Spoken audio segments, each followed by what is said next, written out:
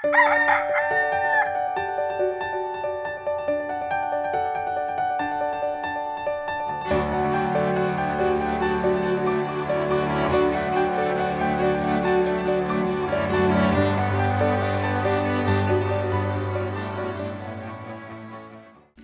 umaga po kapamilya, ko po si Father J-Boy at tayo na po at magkapet pandasal. Isang araw, nagkita ang tigre at ang leon sa isang batis. Pagkatapos nilang uminom, tinanong ng tigre ang leon, "Bakit ang lakas mong umatungal?" Sagot ng leon, "Parang patalastas. Kailangan marinig ng lahat ng hayop para makita nila na ako ang hari ng kagubatan." Narinig ng isang kuneho ang sinabi ng leon, kaya ginaya niya ang leon. Sumigaw siya ng sumigaw. Narinig ang sigaw ng kuneho ng isang alamid.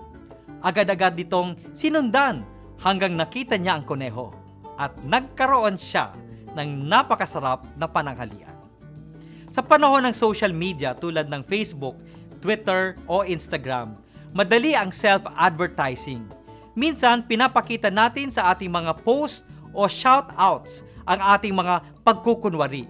Naway siguraduhin natin sa ating pinapakita sa buong mundo ang katotohanan.